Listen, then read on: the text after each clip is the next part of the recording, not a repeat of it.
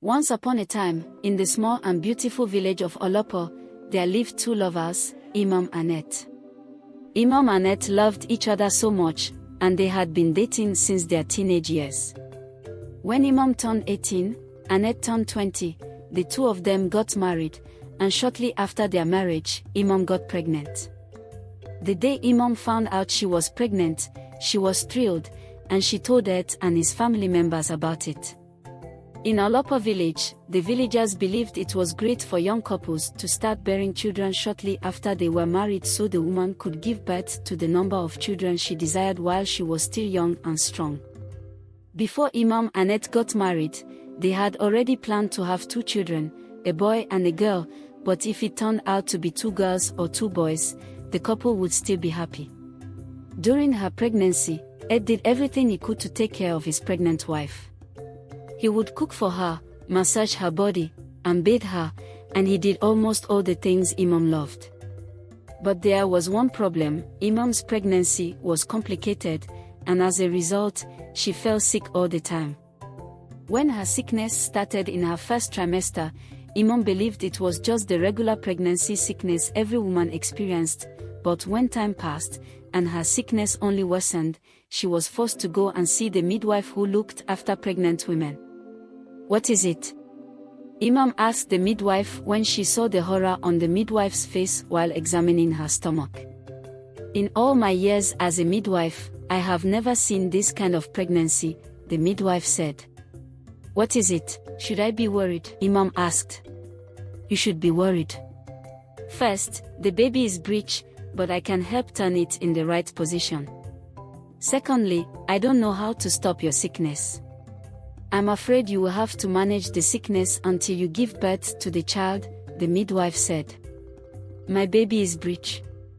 Emem asked in shock. "Please, no one can know about this," Emem said. The reason Emem begged the midwife to not tell anyone about her baby's wrong position was because, in Alapa village, everyone believed that if a child stayed in the wrong position while in the mother's stomach, that child was a witch. Emem had seen how Alapa villagers treated children who were accused of witchcraft from birth, and she did not want the same thing to happen to her baby. "I promise to not tell anyone. But you should be more concerned about your health until you deliver this child. Do not do any stressful chores, and make sure you drink the herbs I have instructed you to drink," the midwife said. "Thank you, I will," Emem said before leaving the midwife's maternity room.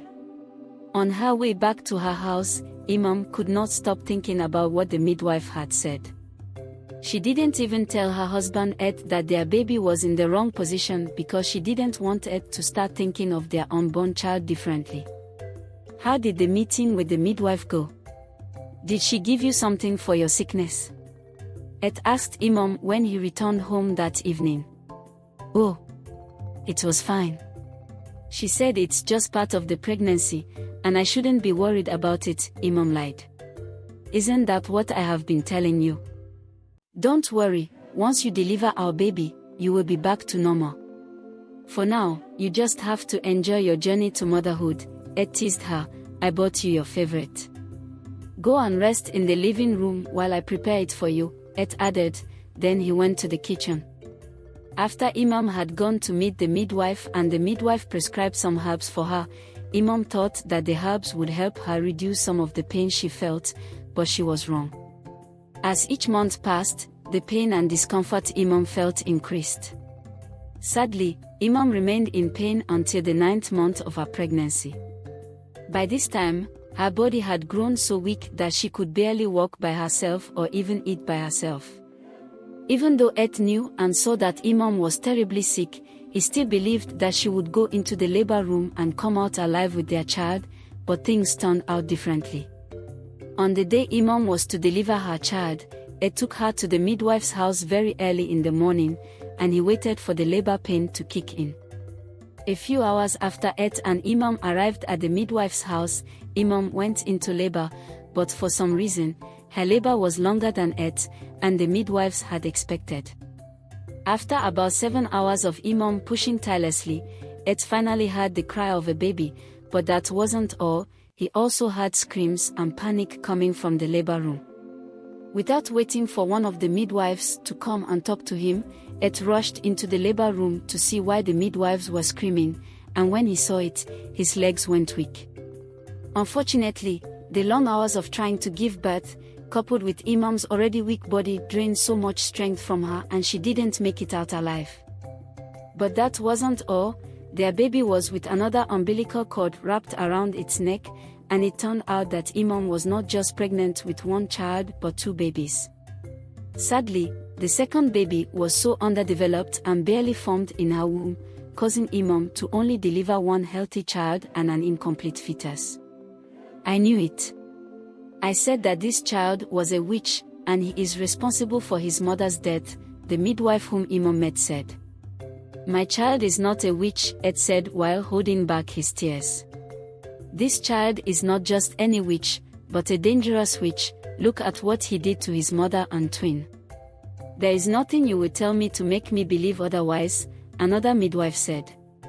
That day, Ette felt like the whole world had crashed on his shoulders. Not only did he lose his wife and best friend, but the midwives were accusing his only child of being a witch. Don't go anywhere.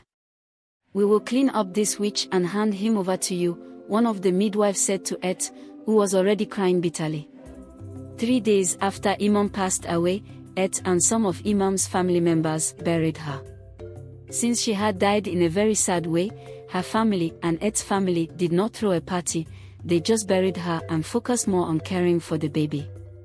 On the day Ette buried Emem, he named his son Idongesit, which meant comforter. To Ette, Idongesit was his consolation for Emem's demise, and he looked after his baby as if his life depended on it. Even though Ette missed Emem and thought about her every day, seeing Idongesit daily kept him in check. He worked very hard to ensure that his baby did not lack anything. Emem's family members also tried their best to look after the little baby. As the weeks passed, Idongesit grew into a healthy baby, and he was a splitting image of his late mother. But not everyone loved Idongesit. After the midwife tagged Idongesit a witch and accused the poor baby of killing his mother, rumors began to spread in Alapa village that Idongesit was truly a witch. Coupled with things like Idongesit being a very calm baby and not crying often, the villagers of Alapa irrationally concluded that he was a witch. Since Alapa village was a small place, the rumors of Idongesit being a witch reached Ette, but Ette did not pay attention to the rumors until people began to come to him personally. Ette, we have heard about what happened on your son's birth. I know you might still be mourning your wife, but you need to do something about your child before it gets too late, one of Ette's friends said. That day, some of Ette's friends went to his house to console him for his loss. After they did that, they decided to advise him about his son. My friend, I don't understand you. What do you mean? Ette asked. You need to get rid of that boy before it's too late, one of his friends whispered. I don't understand you. Are you saying I should kill my son? Ette asked angrily. Look, Ette, this may not be easy. But it's in everyone's best interest. If that boy could kill his mother at birth, what do you think he would do to us when he eventually grows up? One of Ette's friends said. How dare you come into my house and tell me to kill my own child? Ette yelled, I can't believe this is coming from you of all people. Ette turned to his closest friend. Ette, I know this is hard, but you're also doing the boy a favor. Think of it that way, Ette's closest friend answered. Doing him a favor? Ette yelled, why didn't you kill your son, who is autistic, when he was a baby? Ette asked. It's not the same thing. Leave my son out of this, Ette's closest friend answered. Now listen, I'm about to close my eyes. Before I open it, I want all of you to get out of my house, Ette yelled. If not, you will not like my actions, Ette added, and his friends left. What kind of horrible friends do I have? Why would I kill my own son because people think he is a witch? The boy is barely 6 months old, yet they will not even let him be. I swear, no matter what it takes me, I will protect my son from all of you, Ette soliloquized. After that day, Ette paid more attention to his son, and he barely let him out of his sight. Aside from family, if visitors visited his house, he would keep his baby as far from them as possible. He did this until Idongesit turned 6 years old. Since almost everyone believed Idongesit was a witch, Ette kept him as far away from people as possible. He did not enroll Idongesit in the local primary school the other village children attended. Instead, Idongesit was homeschooled, and Ette taught him everything. Ette had seen how the cruel villagers treated adults and children who were accused of witchcraft, and he didn't want his son to pass through such emotional and mental torture. Even though some of the accused people were from good family backgrounds, they were still treated like outcasts in their own village. If they were adults, children would sing mockery songs and mock them. If anything terrible, like a famine or an early death, happened in the village, the villagers would accuse them of being responsible. The villagers of Alapa made sure that they made life miserable for the people who were accused of witchcraft.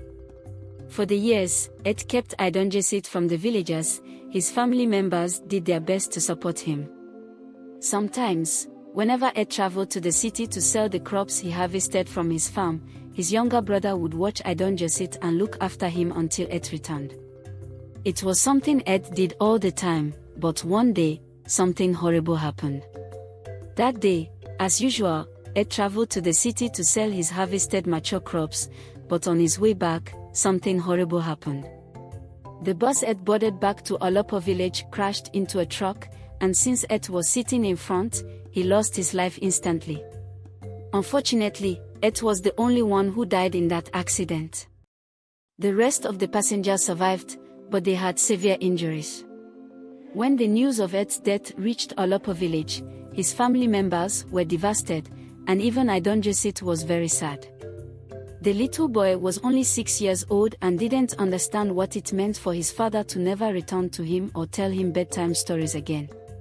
Since Ette's corpse was in terrible shape after he was pulled out of the bus, his family had to bury him fast. 3 days after Ette died, he was buried next to his wife's grave. A few days after Ette was buried, the villagers began to point fingers at Idongesit, and they accused him of killing his parents. That day, Idongesit was at his uncle's house, Ette's younger brother's house, when some villagers stormed the place. "Bring out that witch now. He killed his mother and twin at birth, and now he has succeeded in killing his father," the angry villagers yelled. "My people, I don't understand what you mean. Idongesit is a small child, he could not have done what you're accusing him of. He knows nothing about his parents' death," Idongesit's uncle tried to defend him. "You're lying. You're protecting him because he is family. You need to hand him over, or you will not like what we will do to you." "I am doing what my late friend could not do," one of Ette's friends said. "God forbid that you're my late brother's friend. If you were truly his friend, you wouldn't be here with these people, trying to kill his only son," Idongesit's uncle said. "Forget that thing. The boy is a witch, and we will not pretend. We must get rid of him before he destroys this village with his evil," another angry villager said. While Idongesit's uncle was exchanging words with the angry villagers, Idongesit hid in the room and listened to everything. Before Ette passed away, he had already told Idongesit several times that the villagers did not like him, which was why Idongesit remained inside the house all the time. But Idongesit never understood why until he heard the villagers. "But I'm not a witch, and I did not kill my parents," Idongesit soliloquized. In fact, he was very heartbroken to hear that the villagers believed he had killed his father. "Get out of my way. I don't have time to exchange words with you," one of the angry villagers said as he pushed Idongesit's uncle aside.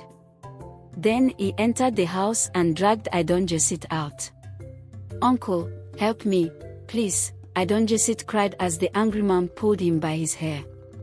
The next thing, the man pushed Idongesit to the ground, and one of the villagers, who was holding a small gallon, poured fuel on Idongesit and set the boy ablaze.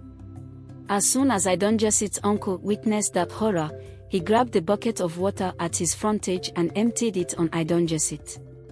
Thankfully, he did that on time, and Idongesit did not sustain any serious burns.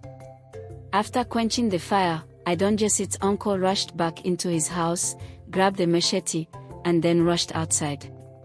"If any of you comes close to my nephew again, your family will be picking up your heads in my front yard," Idongesit's uncle said while breathing heavily. It was so evident that he was angry, and he was not bluffing either. "You think you can scare us?" One of the men from the crowd walked closer to Idongesit's uncle, but before he said another word, Idongesit's uncle cut him in the chest. "That's for trying to burn my late brother's son," Idongesit's uncle yelled. When the other villagers saw that Idongesit's uncle had cut one of them and the man was bleeding profusely, they all ran away and didn't look back. "My son, I'm so sorry this happened to you," Ette's brother said to Idongesit, who was so shaken that he could not even speak. "Look at me, my boy. Apart from me and your family, no one in this village likes you. That's why you must not trust anyone," his uncle said. "I know you like it here, but tomorrow morning, I will take you to a family friend, Yuko, who lives in the city. You will stay there with him until things are calmer here in Alapa," he added. That day, Idongesit's uncle carried Idongesit back into the house and treated his mild burns. After Idongesit slept off, his uncle packed his bags. Then he called the family friend, who suggested he would come to Alapa village and pick up Idongesit instead. Are you enjoying this story? Tell your favorite parts in the comment section below. Please like, share and subscribe to our channel. Also, do not forget to turn on your notification button so you can get a buzz whenever we upload a new story. Little did anyone know that would be the last time Idongesit would see his uncle. Around 1 a.m. that morning, Idongesit was sleeping in his room, which was close to the backyard, when he suddenly began to perceive smoke and cough. When he opened his eyes, he saw something that terrified him. The entire house was filled with smoke, and a part of their living room was burning. "Idongesit, where are you?" his uncle yelled while trying to find him in the burning house. "Hurry! You must run to the forest and do not look back. No matter what you see or hear, do not come back here," Idongesit's uncle said as he helped Idongesit get out of the house through the small backyard window. "What of you, uncle?" Idongesit asked. "Don't worry. I will join you shortly," his uncle lied. A few minutes after Idongesit ran into the forest, he stopped and turned to see if his uncle was following him. Sadly, he saw something that broke his heart. Immediately Idongesit turned to check for his uncle. He saw his uncle get killed. The same man whom his uncle had cut with a machete earlier that day returned to kill his uncle and set his house on fire. Knowing that the man would kill him if he saw him, Idongesit kept running, and he didn't stop or look back. After running for hours, Idongesit luckily stumbled on a small hut in the forest. When he checked that no one was inside, he entered and slept there until morning. The following morning, Idongesit woke up earlier than his usual wake-up time because he was having nightmares about his late uncle's death. By the time he woke up, the forest and village were so quiet that he figured the angry villagers must have gone to bed. With fear and uncertainty of what would happen to him, Idongesit left the abandoned hut and continued to walk down the woods. Luckily for him, he followed a path that burst out to a main road out of Alapa village, and he kept walking down the road until a good Samaritan stopped to ask him what had happened to him. Even though Idongesit did not suffer severe burns from the fire, he still had some burn marks on his body that indicated someone had tried to burn him. "Where are you going to, my son? It's so early in the morning. Where are your parents?" The man who saw Idongesit pulled over his car to ask him. Idongesit stuttered. By merely looking at Idongesit's feet and how exhausted he looked, the man could tell he had walked a very long distance and was tired. "I know you're scared, but I can help you. If you're lost, I can take you back to your village." It should be around here, right? The man said. The minute the man mentioned taking Idongesit back to his village, Idongesit screamed no and tried to run away from the man. You don't have to run away from me. If you do not want to go to your village, there's no problem. But I need you to tell me what happened to you, the concerned man said. They killed my uncle and burned the house, Idongesit said, then burst into tears. Oh, the man said, that's really bad. Come with me, and I will take you to my house. The man added. No, I can't follow you.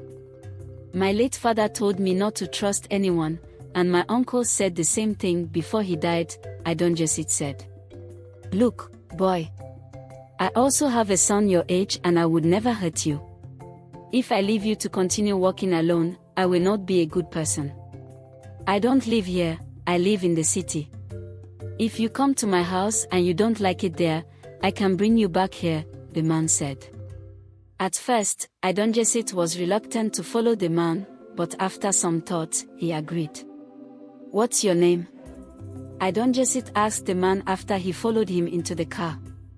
It's Yuko, the man said. The same Yuko that was supposed to come and visit me and my uncle today. Idongesit asked. Yes, the man smiled. How did you know I was the one? Why didn't you tell me you were the one? Idongesit asked. Your uncle sent me a text around 1 a.m. this morning, and he said that I had to find you, Yuko said in a teary voice. Also, you look so much like your late father, there was no way I would not have recognized you, Yuko added. For the rest of the journey back to the city, Idongesit stayed quiet and slept off several times. Precisely by 12 noon, Yuko arrived at his house. It wasn't a big fancy house like Idongesit had expected, but it was beautiful. As soon as Yuko and Idongesit came out of the car, Yuko's wife rushed out of the house and hugged Idongesit tightly. She had heard of his birth, his mother's demise, and his father's demise, and she felt so much pity for the poor boy. Please come inside, my son. I prepared many meals for you because I didn't know which was your favorite, Yuko's wife said as she led Idongesit into the house. This is Kingsley, our son. He is your new brother, and you're now our son, Yuko said to Idongesit after they had settled into the house. That day, Idongesit did not speak to anyone except Yuko. He ate in silence, had his bath in silence, and slept in silence. Without asking why, Yuko and his wife knew why Idongesit was so quiet. They knew that he was dealing with trauma and that it would take time for him to heal and be himself. I can't believe they tried to burn this innocent child. Why would anyone see this child and call him a witch? Do you now see why I hate visiting your stupid village? Yuko's wife said angrily. I am as pissed off as you are. This stupid thing has been going on for centuries now. Did I tell you that I had a friend who was banished from the village and left to die in the forest because her own parents believed she was a witch? Or because she grew a 6 toe on her left foot, Yuko said. I'm thankful that you brought him here. Let him get to experience what life is, Yuko's wife said.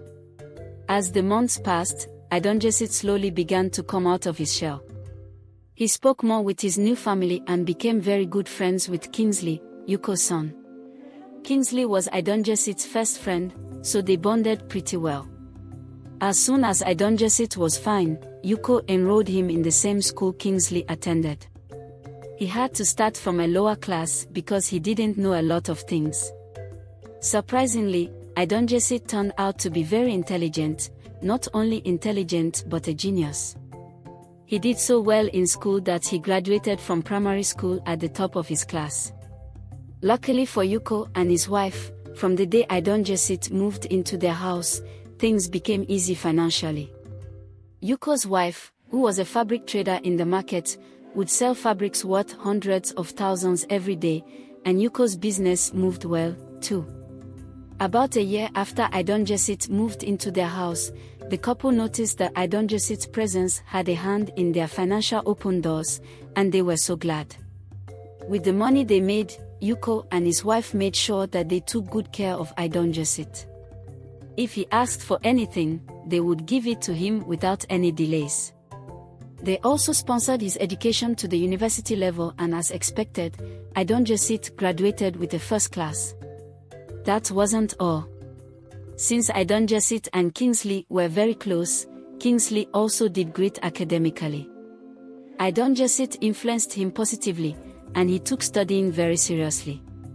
About a year after Idongesit graduated from the university, he got a scholarship to study for his master's abroad and told his parents about it. When he told his parents about his opportunity to go overseas, Idongesit expected that everyone would be happy for him, but he was wrong. Yuko's wife did not seem happy when she heard the news, and Idongesit did not understand why. "I don't want him to go," Yuko's wife said to Yuko while they were preparing to sleep. "Why? The boy is intelligent, and if that's what he wants, then let him go," Yuko said. "Wait, is it because you will miss him, or are there other reasons?" Yuko asked. "Of course, I will miss him. He is like a son to me. But if Idongesit leaves this house, you know that our financial favors and easy lives might stop. You know we have enjoyed a life of ease for so many years," Yuko's wife said. "I can't believe you're saying this. You're a very selfish woman. So, even if Idongesit did not get that scholarship, would you have kept him in this house forever?" Yuko said angrily. "No, my husband, that's not what I meant. I'm just afraid," Yuko's wife said. "Idongesit is our son. His traveling abroad should be a cause for celebration for us. We are his family, and we shouldn't be thinking of ourselves at a time like this. Don't you know that with the way Idongesit loves his brother, when he goes there, he will want Kingsley to join him?" Yuko said. "I'm sorry, my husband. I was only thinking about myself," Yuko's wife apologized. "He could tell that you were not happy when he shared the good news. Go to his room and talk to him. That boy has been through so much, and we shouldn't be adding any issues for him. Go," Yuko said. Without wasting time, Yuko's wife went to Idongesit's room and knocked gently on his door. "Oh, Mommy, it's you," Idongesit smiled as he opened the door. "I thought you were asleep already," Yuko's wife said. "No, not at all. I can't sleep," Idongesit answered. "Do you want me to sing that sweet lullaby for you?" Yuko's wife teased him. "Oh, Mommy, no. Oh. I'm a man now, that one is for babies," Idongesit laughed. "How are you preparing for your travel?" Yuko's wife asked, but Idongesit did not answer. "What is it? Don't you want to go?" Yuko's wife asked. "I don't know, Mommy. I'm confused. I know you weren't happy, and I don't want to lose my family. You're all I have," Idongesit said. "Lose us? That can never happen. We will always be family. I'm sorry for the way I reacted. I was just sad that I wouldn't get to see you for a while. Listen to me. This is an opportunity that can change your life, and you must take it," Yuko's wife said. "What about Daddy?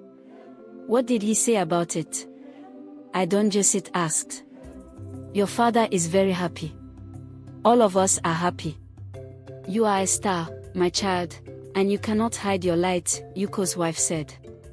Immediately, Yuko's wife said that. Idongesit burst into tears and hugged her.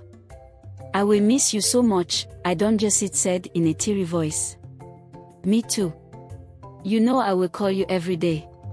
So, do not worry," Yuko's wife said in a teary voice, too. Some weeks after Idongesit announced his scholarship to his parents and brother, everyone went to see him off at the airport and bid him goodbye. Upon arriving in the UK, Idongesit did so well with his academics. Before he finished, he managed to help his brother Kingsley get a scholarship, too, and Kingsley joined him. After 3 years of the two brothers schooling and working, they invited their parents to come for a holiday. To Yuko's wife, traveling abroad was a dream come true. She had always desired to leave the country, but it wasn't possible because she could not afford it, and she had lost hope, too. So, the day she set foot in the UK, she began to cry. Idongesit, you're truly a blessing to this family and the world. Who would have imagined that the child they labeled a witch and tried to kill would become so successful? Yuko's wife said. I have you and Daddy to thank for making today possible. If you didn't take me in and raised me with love, I have no idea what would have happened to me today, Idongesit said, and then he burst into tears. Kingsley, you have made all of us proud. Continue to grow with your brother. You know we are getting old every day, and in the next few years, your brother will be all you have, Yuko's wife said. I know, Mommy. Thank you, too, for taking good care of us, Kingsley said, and he hugged his mother. For the whole of their 1-month holiday, Yuko and his wife had the time of their lives. They had so much fun, visited famous places, and rested as much as they could. As for Idongesit, after completing his master's, he got a PhD and became a very successful man. To teach people, sometimes, he would share his horrible childhood story with his students and friends as a reminder that anyone can be very successful, irrespective of where they come from or what happened in their past. Did you enjoy this story? Tell your favorite part in the comment section below. Please like, share and subscribe to our channel. Also, do not forget to turn on your notification button so you can get a buzz whenever we upload a new story. Thank you.